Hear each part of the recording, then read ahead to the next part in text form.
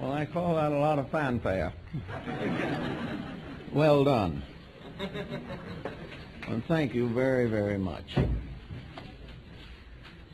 This morning, I'm not going to quote from any illustrious authors because I want to tie my subject to personal experiences. Over the last time of over 60 years, I've had the opportunity to watch thousands of persons going out in a great crusade in search of truth. They almost remind me a little of the medieval crusades, in which persons in every walk of life, every degree of intelligence, set out on that great pilgrimage from Europe to Jerusalem. Many got only a short distance and gave up. Others kept on to die in the desert. Still others fought their way through the ranks of the Saracen and either died there or gradually returned to their own lands. A fraction came back. They were all seeking the holy city, the city of their faith. And in spite of every effort for centuries, Christendom was never able to recapture that city. And in a way, this reminds me of the struggle of people today. In every religion, every faith, every cult, and every creed, human beings are searching for the personal experience of reality. They are seeking to come to understand themselves, to find a reason for their own existence, to find that balm of Gilead which has been promised to them. They have come in every color, creed, race, and type, and every degree of intelligence. And yet, with it all, so very few have reached the goal that they sought. Many reached a goal which they thought was what they sought. But after a time it proved elusive and illusionary, and the search continued. The alchemists sought to make gold and also to reform society. The Hermetists studied the secrets of nature. The Greek mystics and philosophers studied the world with the most profound attention and with the greatest benevolence. Many of them came to extraordinary conclusions, but now in the 20th century, these conclusions are ranged against each other, and a new materialism, a new intellectualism has taken over, and a new pilgrimage has been declared, a pilgrimage into the great economic future of a world industrial wealth. Still, the search goes on, the search for peace among nations, peace in our own hearts, peace in our family lives, peace in our national governments. We are still searching for that mysterious integrity which alone can bind up the errors of society. Now, looking back as far as we can in history on this, we observe a certain number of special points of interest, and these include both Eastern and Western thinking, the wisdom of Asia and the wisdom of the Western world combined. And it all seems to sum up in one peculiar inconsistency, namely that the individual seeks something better without becoming better himself. He seems to think of religion as a way of atoning for something, atoning for his own misdeeds or his own ignorance. He seems to believe that if he can become part of an association of religious peoples, that he can drift with them into the better land beyond. But actually, we are today no closer to that which we essentially seek than we were thousands of years ago, because we have added more to our difficulties than we have to our solutions. And now we all stand in the midst of the greatest challenge we've ever known, nuclear warfare. Now, how all of the good of the past could come to this, how the love and wisdom of thousands of dedicated souls could not prevent this emergency, is a very strange and sad commentary on our way of life. So this morning we want to take up the problem of opening the doors to the inner self, to the reality within us, to see if we can come to a little better understanding of the problems that we face. Those of you who have in travel visited primitive peoples may note one interesting point, namely, way back in the beginning of time, there were those who had visions. There were those who had strange beliefs, but these beliefs were supported by extrasensory perceptions. And in those old days, the great scriptures of the world were written. In those days, the great philosophical and scientific footings were laid down. And we have only inherited the skill to make certain improvements upon original revelations. Therefore, the great period of revelation is not now. The great period of revelation gave the world Pythagoras and Akhenaton and Moses, Zoroaster, Buddha, Krishna, all the great scholars and wisdom teachers of the past. Now, why was that the way it is?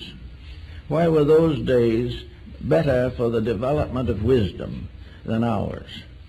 I think probably the answer to this is reasonably evident, namely an uncluttered existence. Our ancestors did not have the great ambitions that we have. Even our forebears in this country had no such vast ambitions as we are courting today. In those days, people lived close to nature, which was a great advantage. They lived in a simple natural environment that had not been spoiled completely. True, they lived in company with some unpleasant animals and things of this nature, and quite early it began to develop feuds among themselves. But generally speaking, primitive man lived in a natural world. And living in a natural world, when he tried to create a philosophy of life with very limited resources with which to work, and not really any understanding that there was a philosophy of life, he began to build his way of living by studying the life of the world around him. There is an account, I don't know whether it's completely factual or traditional, to the effect that speech came from nature. That long before the individual was able to have words or created alphabets, he copied natural sounds. And having the proper structure in the throat to do so, he was able to imitate the sound of a waterfall, or a wind through trees, or the cries of birds and animals. And this seemingly was the beginning of language.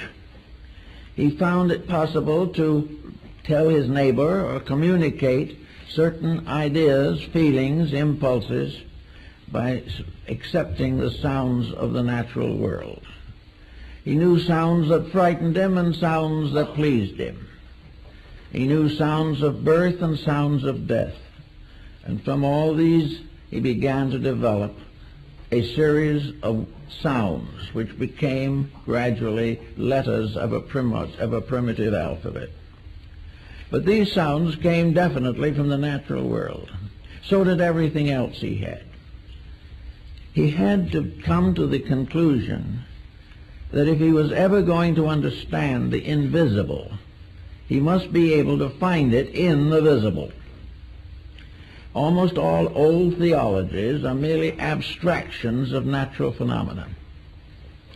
The gods were the powerful chieftains.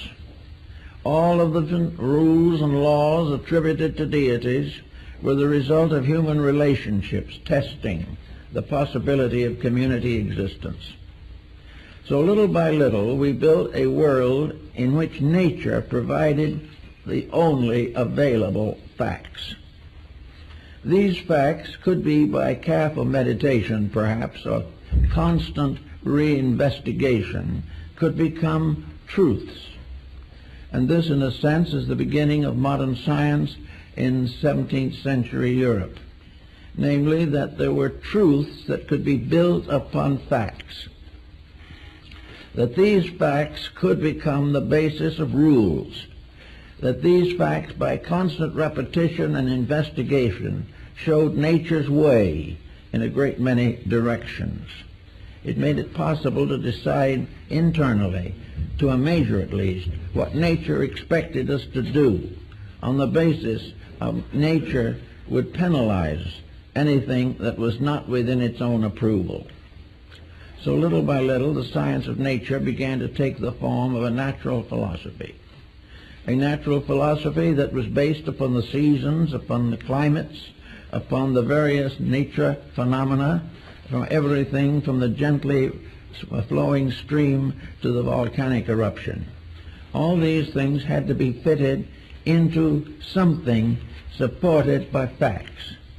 And facts were things that you could see, that you could touch, or you could in some way have a direct contact.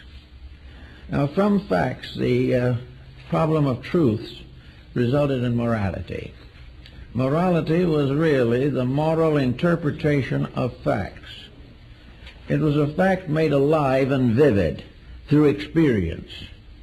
The individual taking the fact and working with it discovered finally that it had within itself a meaning, a moral value, that it produced good consequences, that it advanced causes, whereas error nearly always destroyed.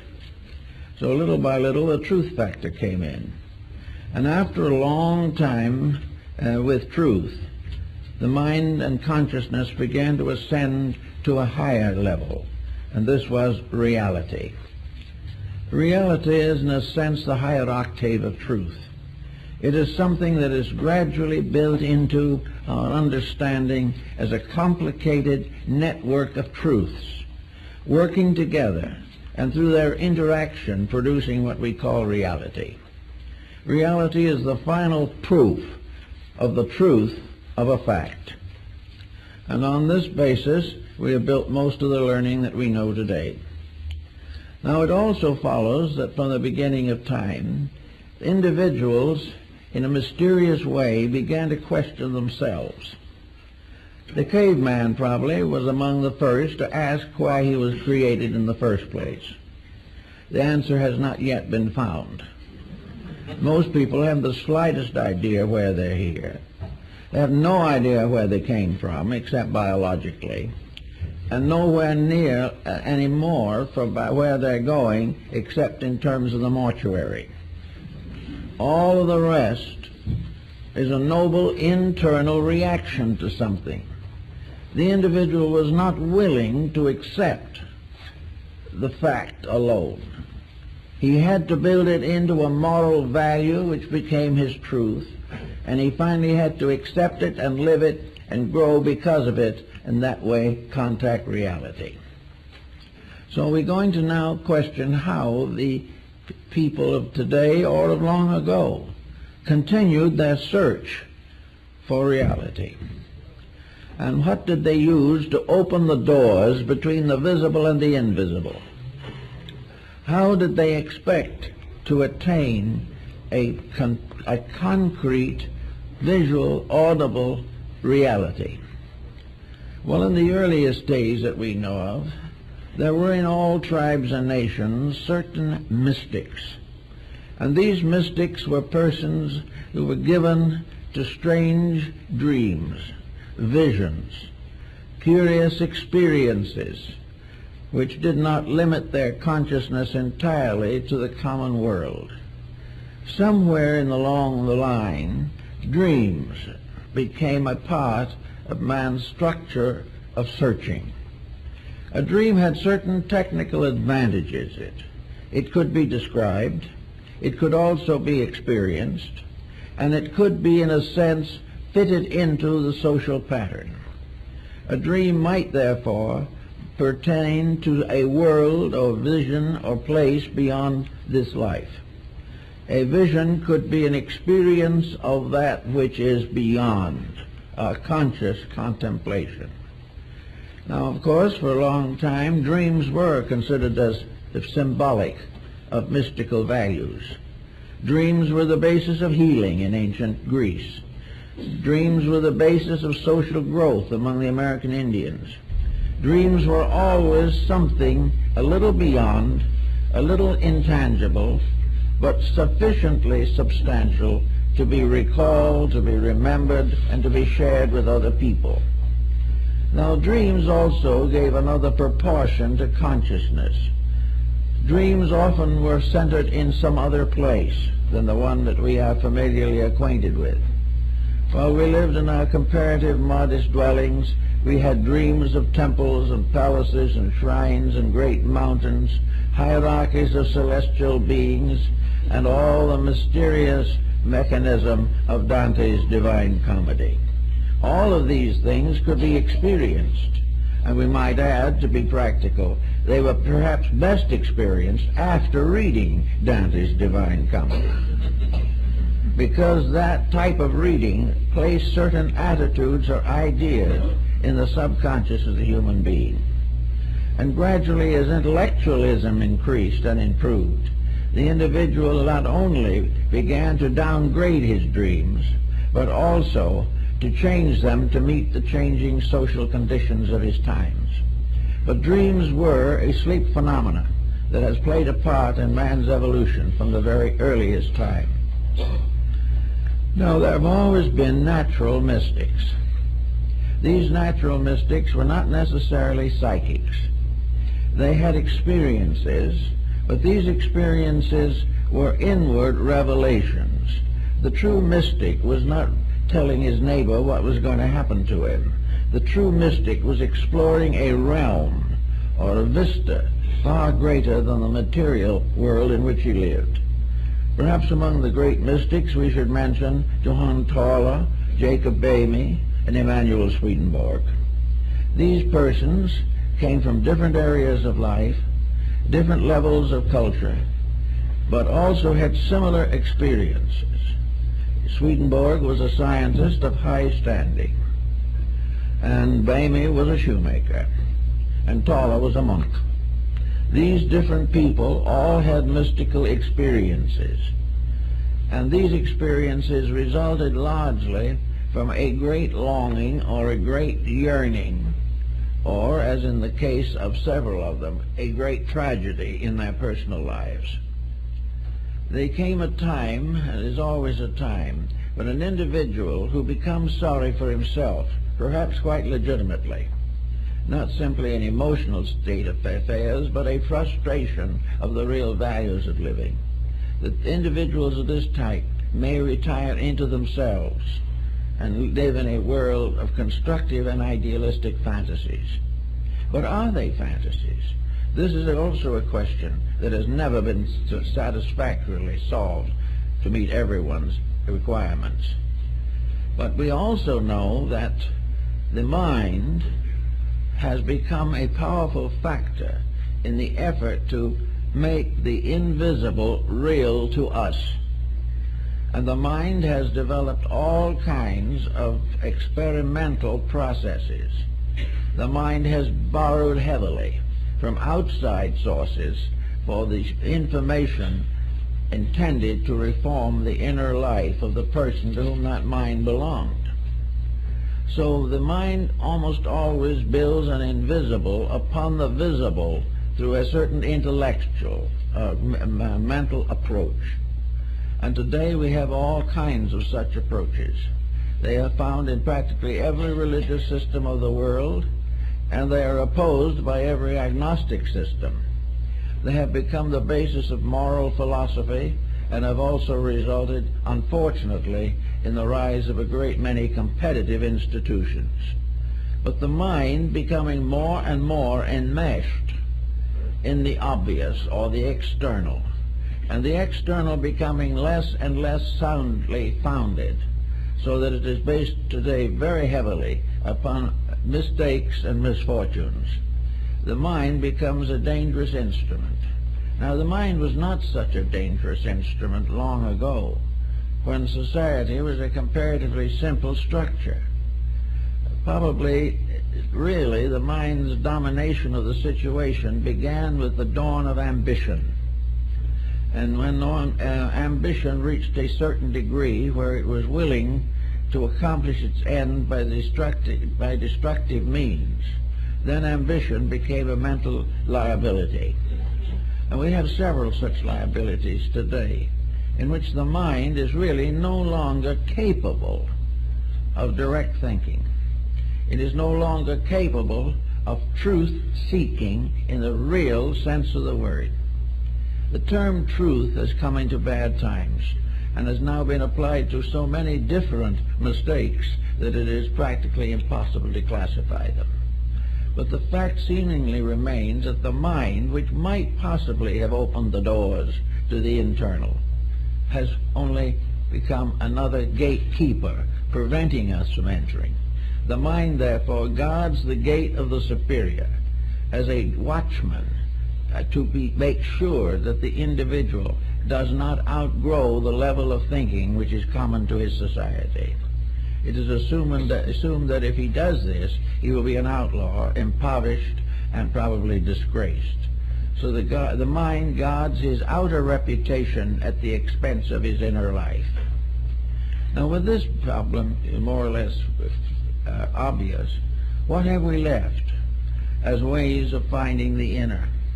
Well, the second way, perhaps, is religion, as expressed through the heart doctrines of many people. Most people who will follow the heart doctrine, basically, are not intellectuals primarily. They may have excellent minds, they may know everything that a true intellectual does know, but they also have something else. They have a dimension of sympathy, a dimension of compassion, and they also have a deep-rooted belief and feeling that somewhere in the great pattern of things, an infinite love is moving the universe. These emotional-centered people, therefore, very often come closer to the reality than the intellectual. In emotion, you have experiences, sometimes disillusionments, sometimes discouragements, sometimes destructive reactions, hatreds, and so on. But basically, the heart doctrine is one based upon the teachings of Jesus or one of the other great benevolent world teachers. It is based on the assumption that the search for the reality of things is the primary purpose of human beings, and to live together in a fraternity based upon the realization of reality is the solution to the social dilemma. So the heart doctrine has had many exponents, and many of them have had, I think, a greater benevolent influence on mankind than almost any other level of instruction. The person who is in friendship and in love and affection some way seems to live on, and live on in the virtues and achievements of himself through his descendants. It is therefore a very important point to make sure that we realize the tremendous significance of religious affections. But now comes the rub. The religious reflections run into controversy.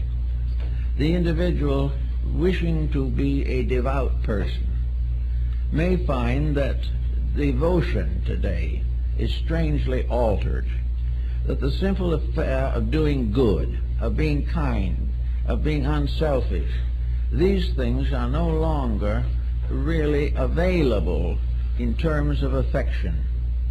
The individual has been cheated too often, he has been imposed upon, and he has also developed ulterior motives within himself that are so powerful that he is really incapable of a pure emotion. He cannot prevent his emotions by being colored, or he cannot reconcile the inconsistency between a noble emotion and an ignoble action. So both exist together in the same person, and this conflict results in a loss of man's affection as a means of liberation. Now another type of thing, we go down to a lower problem again, but one that's very distinctive, and that is social relationships. The humanitarian, the individual who lives to help the underprivileged, the benevolent person, the person who devotes his life to the service of mankind in one kind of way or another, the devout physician, the devout attorney, the devout industrialist, the individual who basically is unselfish, becomes a servant to physical needs of human beings, and also becomes an inspiration to their internal requirements. These all constitute a level of virtue in which the person becomes virtuous through service. And service is, of course, in fact, and in vision and in substance, the noblest expression of man's inner life. But the inner life itself must still be considered. We must try to find out what happens to help the individual to have an inward experience that is great enough to dominate his mental, emotional, and physical attributes, and in that way give him back to the leadership of the best of himself. Plato said that a country is best ruled when the best persons rule. The human being is best governed when the best part of himself leads. Now, some think the mind is the best part, others the emotions, some the physical body itself with its resources. But all of these finally come under the leadership of that which dwells within the body, within the emotions, behind the mind. What is this basis of reality? How are we going to reach it?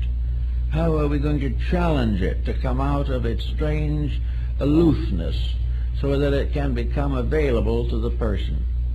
One thing we find out immediately is that this search has to be personal. There is no possibility of communicating this reality in ways necessary to solve the problem of the individual, except that it be given to the individual with his particular problem. So we have to try to find out how to reach the opening of the inner life so that something superior to mind can become the ruler of mind, and use the mind, the emotions, and the body as an instrument for the fulfillment of a sacred purpose. This we have to try to discover in one way or another. We begin with it, and we begin to see that in ancient times there were various doctrines that were developed very largely for the purpose of bringing the individual into contact with his own higher nature. That there were teachings that taught him to rise above even the highest aspects of his own mind into an immediate and intimate experience of reality. This became a very deep and important problem, particularly with the Neoplatonists and with the Buddhists and several other groups, that the quest for the way to become enlightened. Enlightenment being, in this case, the light of the inner shining upon the outer. It was not the individual holding a candle up before his own mind. It had to be something else. The light had to be something that came from above and not through him as a person. It had to be a blessing, a benediction, a baptism of the Spirit. And he had to try to find if there was any way in the world in which it could happen to him. And most of those who have achieved greatly believe that it could happen. And those whose recorded remarks and opinions on the subject have descended to us, while they do not tell us the way they developed, and maybe gave us a clue to what we could do in our own time and in our own way. One of the first things that we are told in ancient scriptures is the simple line, "Be still and know that I am God." Now, I think perhaps this is one of the most important statements in connection with man's religious life. The problem of trying to be still. Now, when we think of still, if we are bound to material things, we will simply say that the individual does nothing. That is not the answer. That is not what is intended. Intended only to become part of worship. When the individual seeks the ordinary, he can read a school book or attend a class. When he seeks to know the mystery of his own inner self, he cannot storm the gates of heaven. If he tries to get into the sheepfold, which was the old name for religion, by any way except the proper gate, he is then a thief and a robber. Therefore, the ethics, the morality, the integrities involved have to be kept in mind at all times. To be still to the mystic means to be free from the involvements of mind and emotion, and free also from various physical symptomologies that may arise, in order that he will permit that which is truly the over-self to be heard. The still voice, the small voice, comes to the individual who stops talking long enough to hear it. And that is very rare, even in religion. The problem always is that we are trying desperately to decide for ourselves on mental, emotional, and physical levels those problems and decisions which can come only from something superior to what we now use. We have to some way break into that mysterious realm that has been called intuition or the extrasensory band. Now, we have to be careful even of this, because the extrasensory band has now become locked in the intellectual pattern. The extrasensory perception now is merely to explore scientifically those parts of the universe which might be usable here, but which we are not aware of at the present time. Therefore, extrasensory perception may be completely selfish, may be intended to advance destruction, may be engaged in order to find new weapons and new ways of avoiding truth. These things can come from the wrong understanding of what is intended by the concept of be still and know. To be still now, for us, in this particular world in which we now live, it seems to me, is to cease doing that which is not necessary, not right, and not good. The individual must choose sometime to clearly face the fact that he cannot be right if he continues to act wrong, that there is a relationship between conduct and consciousness. There is a relationship between our material personality and that mysterious locked over self which we are seeking to understand. Therefore, it is very necessary to be still in the sense of recovering from all of those intemperances of attitudes by means of which the normal growth of the consciousness is delayed or disposed of entirely. Therefore, if we want to really understand this, we have to begin the process of ironing out ourselves, to get rid of those things which interfere with the natural mistakes of life. I mentioned that one day to a man who came to me, that if he stopped all these various attitudes that he had, he'd be better off. And he seemed quite unhappy and a little indignant.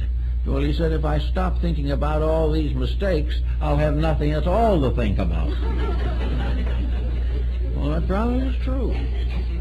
But it's possible to imagine that there might be some things to think about that are not mistakes, if we give any ground for such thinking. If we are willing to gradually iron out the impulses and intemperances with which we have burdened ourselves for thousands of years and brought with us in any sequence of rebirths that happens to us. Supposing we say that the individual who wants to get better is trying to grow because the present condition has become intolerable. The person is not satisfied as he is. He is not satisfied in what he has been, but he does not know how to carry himself into the future without dragging this rubble with him. Tomorrow is just another day in which to worry about the problems of yesterday. This whole problem of the continuity of a compound attitude has to be broken up in some way. The person has to be able to be quiet without unhappy thoughts coming. He must be able to be relaxed and think without thinking destructively, critically, or in some way detrimental to all concerned. And if his thinking is so bad he can't stand it, he has got to learn to get over the instinct to take a drink or something and forget himself. The individual trying to forget himself is really telling us he's trying to forget a personality that is impossible. And there is no way of getting away with it except by outgrowing it. Now, some have undoubtedly have been able to drink themselves to death, and hope that by this means that they have accomplished everything that was necessary. While these people belong in believe in the kind of life that we are generally living, they will feel they have got release. But to the deeper thinker, they have solved nothing and have escaped nothing. So that the problem becomes again, cure it now rather than face it later. So in the problem of getting started on this inner search, we have to try to find out that nature, in its own way, our natural compound, is essentially cooperative.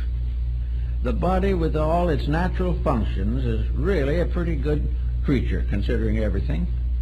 It has laws and rules which, if we keep them, it will keep us as long as possible. It also has rules that we cannot break.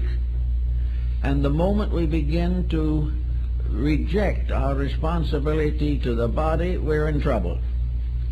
We get so interested in what we're doing mentally and emotionally that we wreck the body. And because we have wrecked the body in accomplishing a large personal fortune, we then feel that the wreckage was worthwhile, but it isn't. Actually, therefore, the first laws that man faces are obvious to himself. He faces them in his daily living, but he has learned to carefully ignore the findings. He also has developed a new escape which our ancestors really didn't have, namely that if he couldn't get out of the trouble himself, he could hire someone else to get out of it for him. But it's just as difficult to have another person solve your problems as to have another person eat your food and you be nourished by it. You can't do these things. So we have now the complex situation of people who want to grow, but have already stunted their own growth badly. They want to be better, but they do not know what to do with the mistakes that have accumulated. I think the old mystics had the perfect answer for it. They simply said, "Be quiet and know that I am God." Now, this wasn't a theological type of definition. It is a definition based upon the concept that when we cease to build our own mistakes, when we cease to fashion a giant monster out of our own intemperances and relax, all of these evil things simply fade away for lack of nutrition. But they will not fade as long as one drop of nutriment is available to them. As long as we continue to have unhappy attitudes, we are not going to solve the mystery of our own inner consciousness. Actually, the way of life physically that gives us the maximum probability for years is the same type of discipline as that which is necessary to the mind and the emotions so that they will fulfill their duties as perfectly as possible. When the emotions are quieted down to simple, gentle, real values, the emotional nature is protected. We have no likelihood of trouble with some of the internal organs of the endocrine system, which have particular control over our emotional content. We will not kill ourselves by false feelings any more than we will kill ourselves with bad food. When we go up again to the third one, we have the mind. If the mind is used as it was intended to be used, and that is for the common good, for the advancement of everything that is real and valuable in life, if the mind could be released from the terrific pressure of self-interest, if it could get away from all its scheming on how to defeat a brother, and rather simply, quietly work out how to help him, all things would be much better in the mental world. There would be much less mental breakdown, and we would not be suffering from too many cases of senility. It is the misuse of the mind that gradually changes life into a dismal dwelling for the individual. So in each of these levels there is a natural law. Each of these creatures has its rights and privileges. Each level of ourselves has its inalienable needs and corrections. They're all here if we want to use them. Now, a lot of people have been perfectly willing to support religions industriously. They have been willing to make pilgrimage. They have been willing to do all kinds of penances to remove some guilt mechanisms within themselves. And at the same time, even though they live a pretty fair life, this great experience of projection into something higher has not occurred to them. And largely it's a result of not being able to quiet the separate levels of our consciousness on their own levels, and then quiet the relationships of them to each other. In other words, if the mind and emotions are locked in conflict, they're in trouble. Wherever there is conflict, there is a kind of destruction. There is a false motion.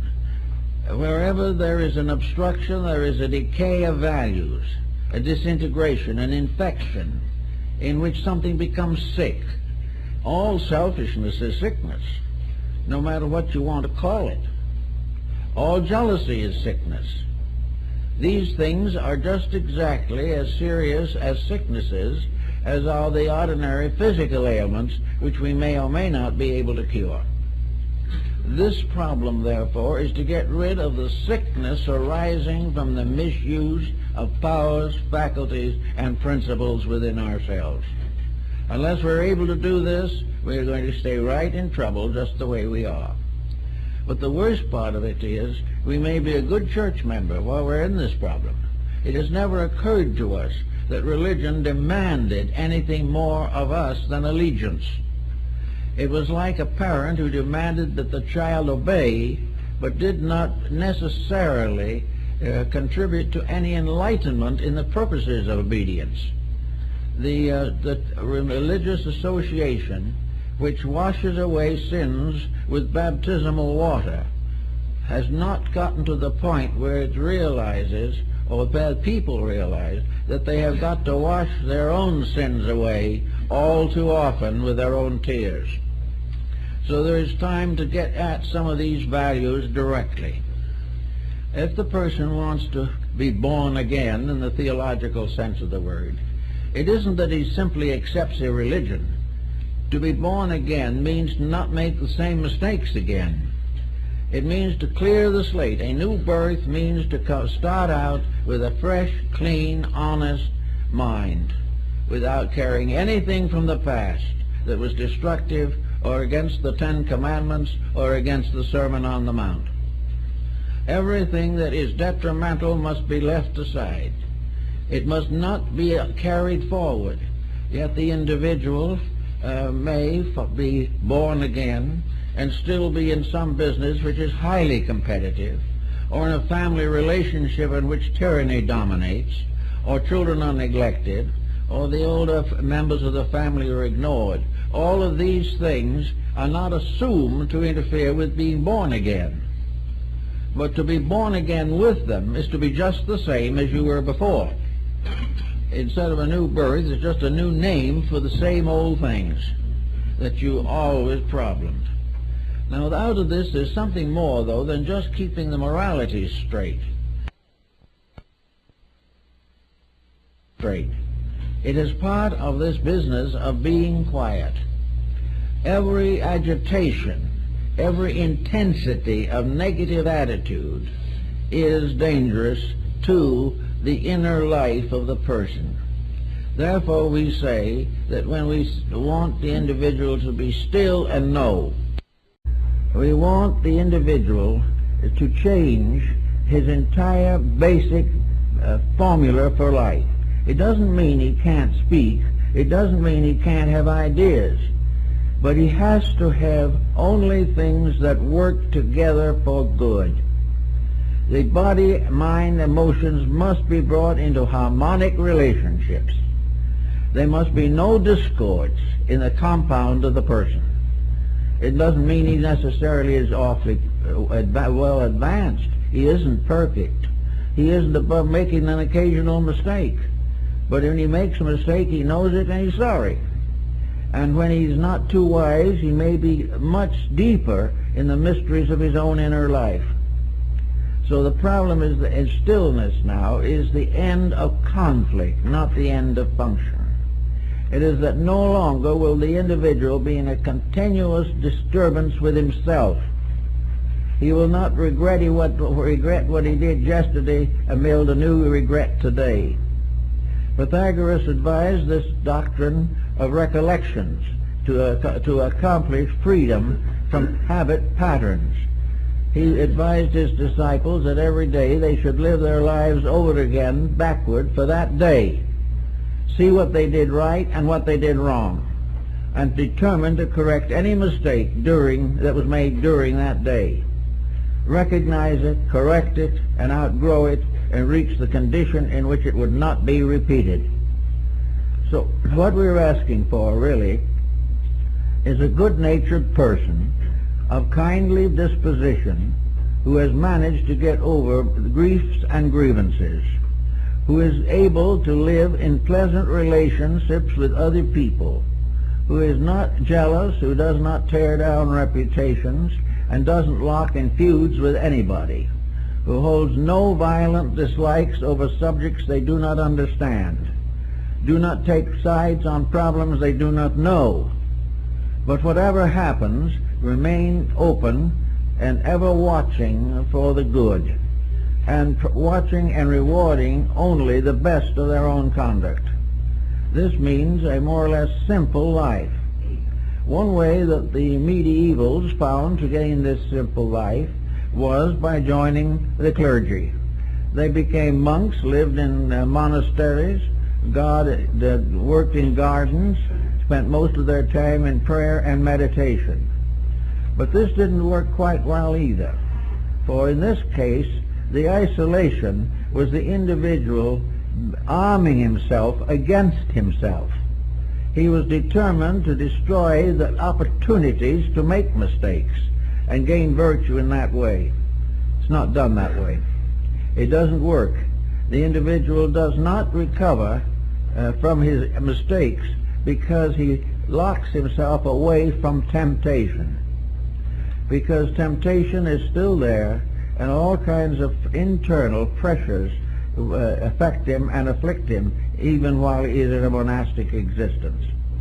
The answer to the whole thing was stay in the world, but be able to live your own inner life without worry and fear, and if other people wish to ridicule it, let them. But do not resent their ridicule. It's not worth it. Do that which your inner life tells you is right. And in order to do that, you have to get a message. Now, messages coming from the inner life are often mistaken. Very often what we consider to be a vision is merely a way of supporting our own personal attitudes. When visions begin to support our right to be wrong, we have a good reason to question the visions. Visions can be nothing but nightmares. They can be nothing but psychological expressions of our own defects. they can reveal to a clinical trained psychiatrist or psychologist just what is wrong with our dispositions and why we're in trouble. This type of vision or dream is of no basic value except as a warning, and the individual does not need to have an elaborate analysis of this. For if he has pressures, he will have dreams, and most of the dreams will be related to his pressures, either justifying them or trying to help him to fulfill the things that have created the pressures. So we don't go on that level. But if there are no pressures, if there are no intensities, if the individual is living a very quiet, reasonable, and natural life, perhaps he'll be a little like Jacob Boehme, the great German mystic. He was raised and educated as a shoemaker. He was an apprentice shoemaker. Finally, we got his papers and became a master shoemaker and lived in the little town of Görlitz all his life. He was married and had children. He attended the Lutheran Church, and he was a very simple person with only the education possible from a local school, which probably taught him only enough to read the Bible. So this man quietly, peacefully made a strange compact with himself. He resolved to live as best he could in his simple way, the best he knew. And he was a very quiet man and a very charitable man. And when the Lutheran Communion turned against him, very bitter, he never for one moment showed the slightest resentment. While they were denouncing him in the church, he was sitting in his pew and listening to it. He was unwilling to even pick a quarrel with the men who were accusing him of heresy. Fortunately, at that time, the Inquisition was not in control in Germany, so all they could do was downgrade him. But actually, in this very simple family way, they say a very wonderful father, a faithful husband, a good friend, and an absolutely honest craftsman who marked every shoe he made and guaranteed it. To this simple man came some of the most extraordinary visions recorded in history. One day, while he was working in his shop, he had a chance to look up, and he saw a ray of light striking a pewter plate on the wall. This ray of light struck him in the eyes, and in that moment he had a vision of another world. And this vision he had of another world had none of the peculiarities that we associate with sectarianism. It was a world which he had not even a terminology for. He borrowed all kinds of words from his friends and neighbors because he had no words. He also was able to gain some terminology from alchemy and astrology and other subjects, but he used them always in his own way, not the way they were originally being used in the communities. Little by little, Boehme discovered in himself a strange and wonderful truth that was the basis of all his thinking and all his living. He said that in the very beginning there was nothing in the universe but peace, that this peace reached everywhere, and everyone was in peace with everyone else. And they talked to God, and God answered them in the voice of a small child, a very gentle child, not much older than themselves, because he was speaking to common people and not to great scholars. And they were all peaceful until along came Lucifer. And Lucifer was self-will, and by self-will fell the angels. And when Lucifer asked deity for certain privileges, he was a faithful cherub at that time, God spoke again in the voice of the little child and said what was necessary. And Lucifer said, "Oh no, I don't like this. I don't want to live in a universe that is ruled by a small child. And if the deity can't speak out the great and glorious words I want to hear, I'm going to take over the job." Remember, this is in Low Dutch in Germany. So he said, I'm going to take over. I'm going to run the universe now. So he challenged deity. He said, I'm not going to do these things. If you're just a puny little deity living in space without anything around you except a baby voice, I'm going to show you how to run this thing. And at the moment that he said that was the moment of the great disobedience. And in an instant, the heavens completely changed. Everything changed. The sky was filled with great spiritual powers. In the midst of them was seated or placed the ineffable deity, with all power, all splendor, all skills, and the thunder and rumbling voice that could be heard everywhere. And it is thus that the pride of Lucifer opened the abyss of the self, opened the world of sorrow and pain, because he had tried to take over the management of the universe, and because he could see no God until he disobeyed, and then the whole glory of heaven broke upon him. Now there's something about this. It's almost a beautiful myth or legend that can be carried right on down. For the man taking over the universe because God didn't seem big enough to handle the job is something that we all might think about occasionally. Also in all the problems that we have. When we think of the universal divine plan as too weak to handle us, to take care of our problems, so that we have to suddenly become helpers in this deal, we may get into serious trouble. But Bamey was essentially a great mystic, and he pointed out that when the human being becomes aware of the realities and uses them properly, the great grief or the great sorrow fades away again, and man and God live together in infinite community, always man obeying that which was eternally ordained to be obeyed.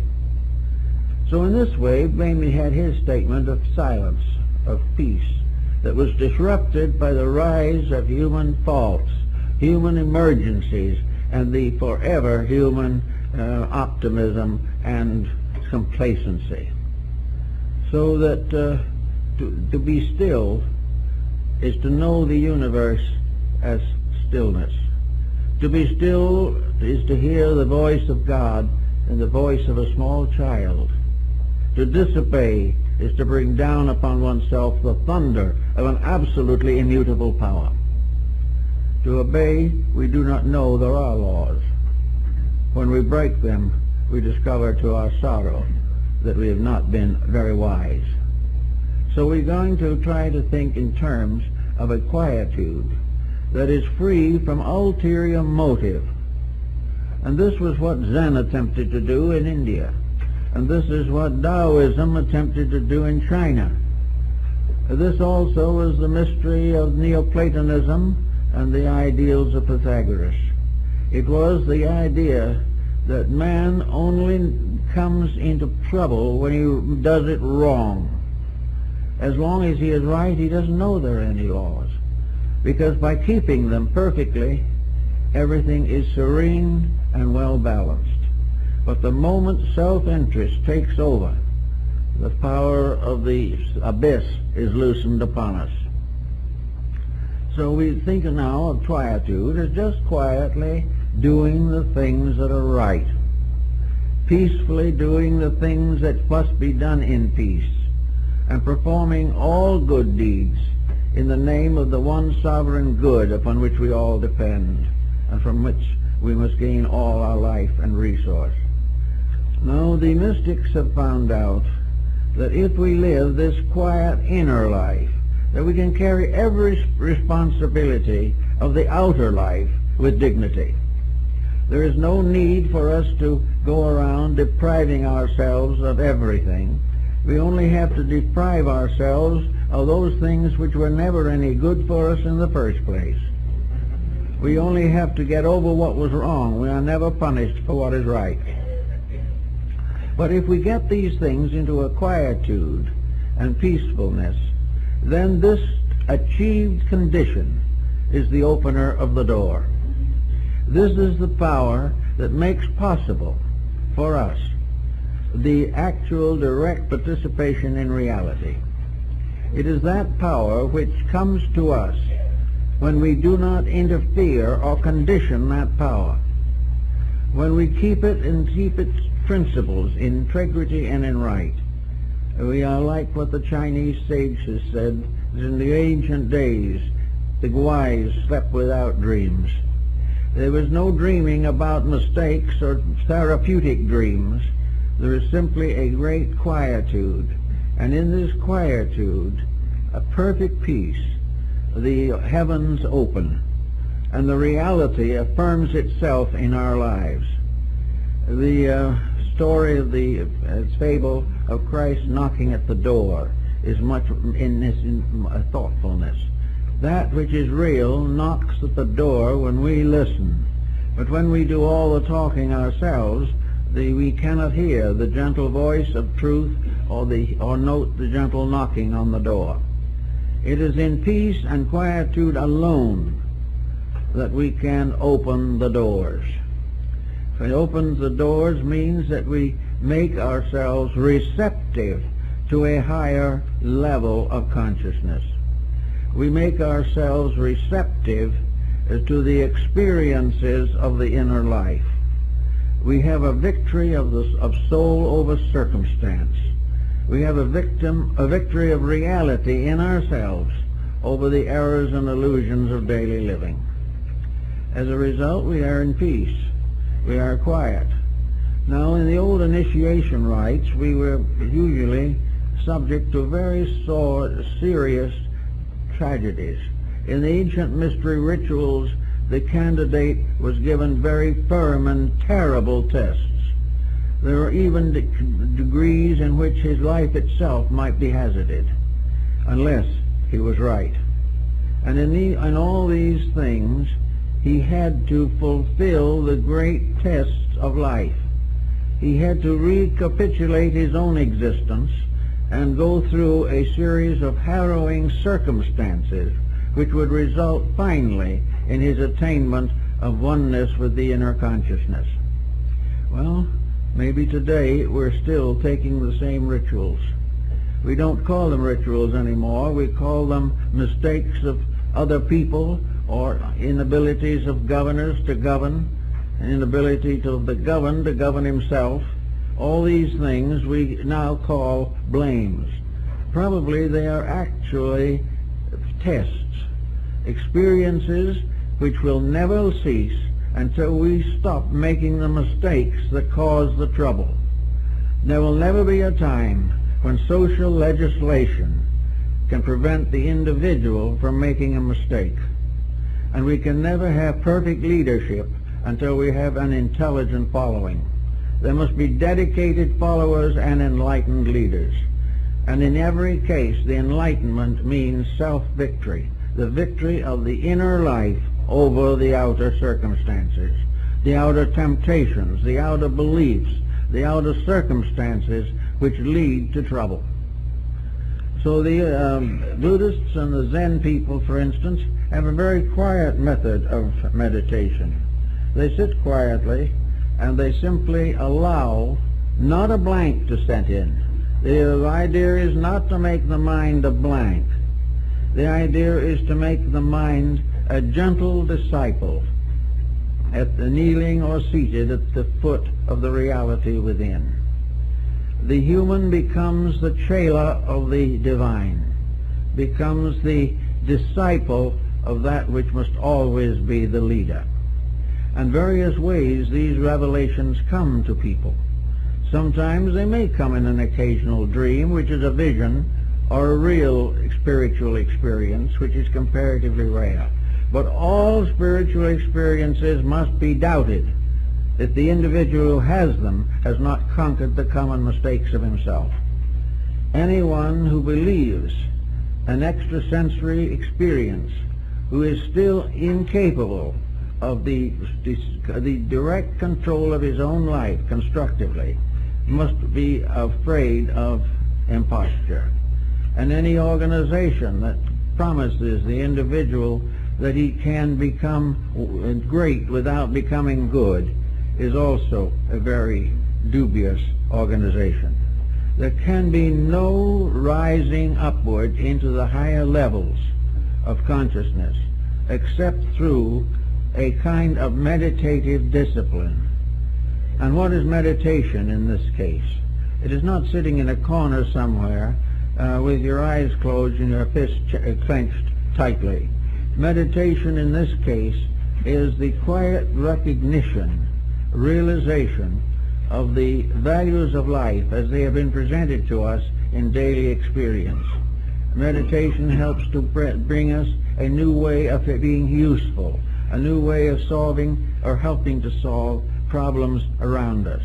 Now we can say with all meditation practices that nobody can solve anybody else's problems. This is true.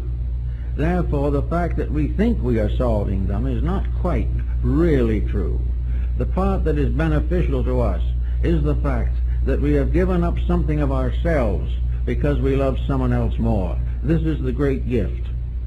And the great gift in turn going to them may give them the courage to see what we have done and do it for themselves. Every individual who becomes happy must make himself happy. There is no possible way of other people making anyone really happy. And any apparent happiness that arises without the control and direction of inner faculties is going to come on the rocks one of these days and be seriously shipwrecked. All these things are part of a large plan, a large purpose, a divine way of things. And in our quietude, in the small voice, the voice of the silence will speak. And the voice will be like the voice of God in Bamy's vision. It will be a small, quiet voice, never a thundering of power, never a vast expression of some determination, never a final order descending from on high. But it will be the quiet voice of a gentle person telling us something we ought to know, and telling it as though we were beloved children, and not because we were great people. The recognition of these experiences comes often in various small ways. I know, for instance, one case in which an individual was very fond of a garden. They loved to plant flowers and things of that nature, and they always loved flowers. It was a very kindly relationship. It was a beautiful, quiet relationship, and one day this person, while looking at one of the flowers that was particularly beautiful, had something happen. Suddenly, this flower seemed to speak. It didn't say anything, but it seemed to speak, and suddenly the law of that flower burst into the mind of this very kindly gardener. The law of the flower became a symbol of the whole unfolding of the cosmos. The flower became an infinite symbol of an infinite purpose. And it is. It is a part of a great and infinite purpose. But most of those who look at the flower don't see it that way. But this person saw it that way, saw the flower as suddenly bursting forth into a perfect symbolism of the universe. It was there all the time, but at that moment the reality in the individual picked it up and brought it out. The message came from something beyond the mind, something beyond the emotions, but an infinite impression of reality, which meant that the person had for a moment's contact with one of these levels of higher insight. Plotinus, the Neoplatonist, said that in his lifetime, that only on 2 occasions had he been lifted up into the presence of reality, and that for only a few seconds. But that became the most powerful experience of life, and all of life from then on was never the same as it had been before. The same might be said true of Luther Burbank with his love of flowers and plants. Here's a man who was able, very obviously, to influence flowers and plants. I saw him one afternoon and we talked about these things, and he said that he could talk with the plants and the plants answered him. And when he said he wanted them to do something, they did it. So several big universities sent classes and students and so forth to see how Mr. Burbank was taking the spines off of cactus so they could be used in the desert to feed cattle. And they did exactly what he did and got nowhere. And he explained that the reason they didn't get the result was because they hadn't talked to the flowers and plants. They hadn't told those plants what he wanted them to do, what they should do, and how they could help by doing it. But if you talk with them and understand them, even in silence, you commune with them, not as little things with a root, but as reality, and wound up in a magnificent little mystery, that they obey. And he told me, he said, the only person I ever had that was able to do it was an old Chinese gardener.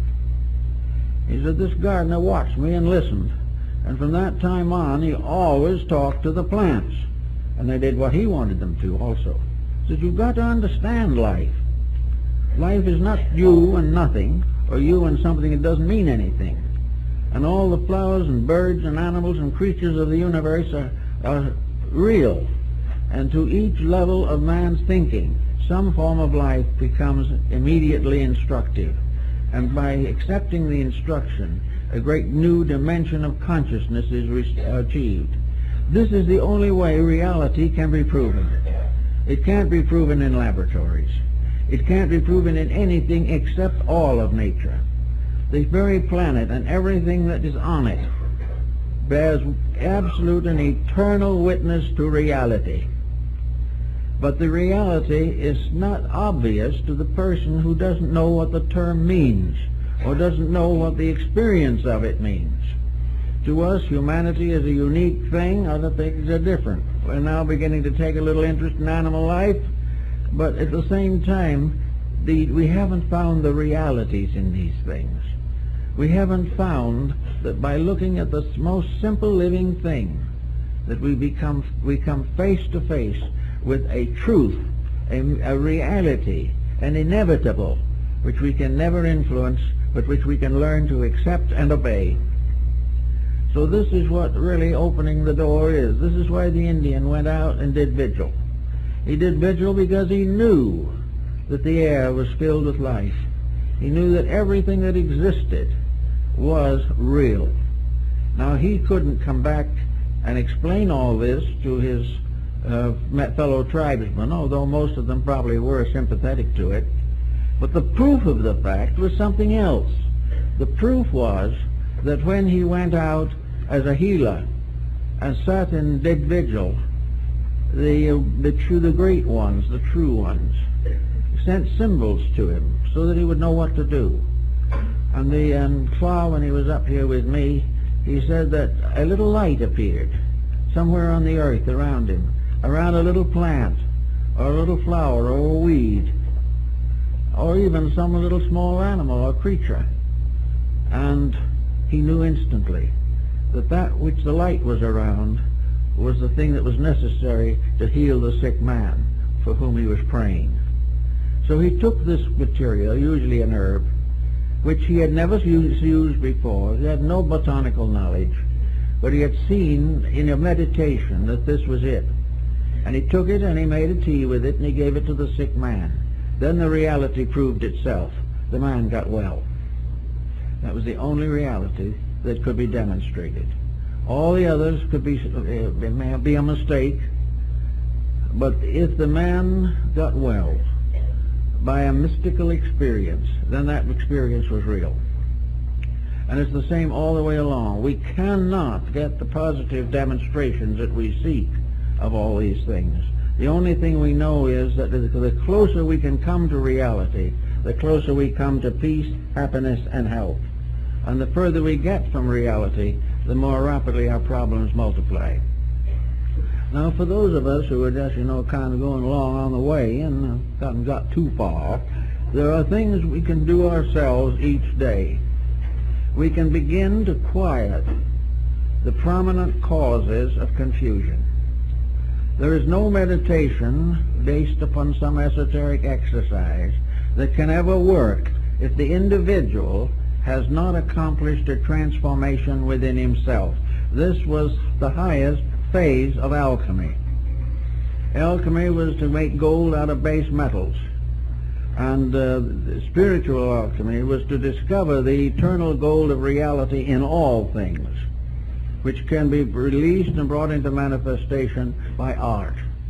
And art in this case is the beauty, it is the skill, it is the wonder by which we do what is right because it is right.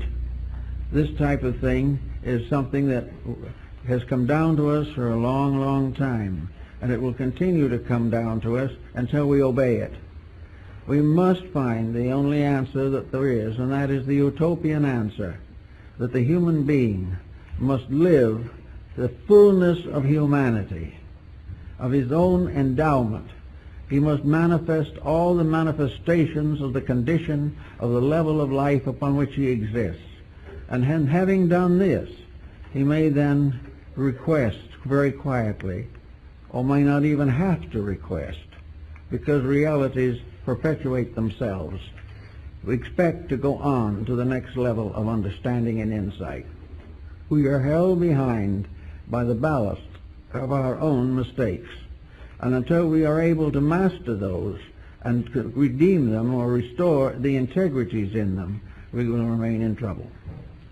So the first thing to do, if you're really anxious to get on to the discipleship principle in nature, is to start in and prove worthiness. Prove as the ancients did in initiation tests. When a disciple wanted to enter into the mysteries of Eleusis in Greece, the first thing that was done was that his community was invited. The archon, a leader of the community, was invited to tell what they thought of this young person, whether he was a good person, whether he was a good son or a daughter, because women were initiated. But was this person a good, worthy, honorable person? And if the city father said yes, and that he had never been in trouble, that he'd always been a good member of the community, that was a good mark for the person. If he had been troublesome, he would never have been admitted any further. Then, if that was true, they then went to his teacher. Where did this young person study, and what did he study? So they found the master, an old sophist of some kind, who had instructed him. And they said, was he a good student? Yes. Was he quick-minded and able to understand? Yes. Well, what did he give him to study? Mathematics, astronomy, and music. That is correct. Then they would probably call the boy to be given the examinations at the temple itself. And if he passed these successfully, he was placed on a 5-year probationship, in which it was assumed that he would take the hope of going on as the basis of a great improvement in himself. He was to go back to his ordinary life and do those things which he believed would be sanctioned, justified, and approved by the temple. He had to be virtuous and pure and clean and healthy all through this 5-year period. He must have no trace of egotism. He must not look down on others who had been rejected. He must simply live a clean, natural, honorable life, serving his family, keeping the rules of the community, and developing his own inner life. At the end of that time, he was put into the tests. And these tests were very severe on many occasions. But they were tests of every courage that the individual had. And every opportunity was given to be corrupted or to be sidetracked. But if he succeeded and lived on and was able to pass the final test, he was brought forth from the porch of the temple and crowned with the laurel wreath and declared to be an official and recognized member of the religious group. This then became something that was so important that in the presence of an initiate of the mysteries, even the king of the country could not remain seated. The divine instruction took precedence over all material honors. And the initiation was more important than to win a great military victory or to attain to be an archon of the state or to become a leader in any external affair. He might win the Olympic Games 10 times, but it was not nearly as much of an honor as to have the wreath of the initiate placed upon him. From that time, he was bound by oaths greater than himself that he would never corrupt, never compromise, never in any way abuse, and never falsely reveal to the unworthy the instruction he had received, and would never use that instruction for personal physical gain. Now, those were pretty rough instructions, but at the same time, they are the type of thing that we must all ultimately face. Fortunately, we don't face it all at once. We don't have to do all that is right at one time. But little by little, day by day, we are supposed to discipline our mistakes, gradually gaining control over them, correcting attitudes that are not conducive to common good. And in this way, by a certain regular order of things, come finally to the point where the interior takes complete control of the exterior, and the individual lives from the root of his own reality, that he is now no longer a person. He is now a great soul in a body. He is an illuminate. He has achieved the end that the physical world can bestow. And he has now available to him all the knowledge of his race, all the wisdom of nature around him, and all the love of the deity whom he represents and who brought him forth. So these are the things that open the gates of integrities, and these are the only ways that the gates of wisdom can truly be opened. And I've got a little announcement I want to make this morning. We have with us a friend who had a birthday last Monday, but we didn't speak Sunday, so this is the first chance we've had. And that is our good friend, Gilbert Olson. Well, many of you know. And Gilbert Olson has been a personal friend of mine for 45 years and has served us here ever since the society was built, practically. And today we kind of give him a little note of welcome and appreciation on a little belated birthday party for him. It's not going to be a real party, but it's going to be a chance for those of you who know him to congratulate him on having made it, and also to point out that a big change has come in Gilbert's life. He has left Downey, where he lived for very many years, and he's now moving to Glendale in order that he can be over here more often. So we want you to all say hello for him.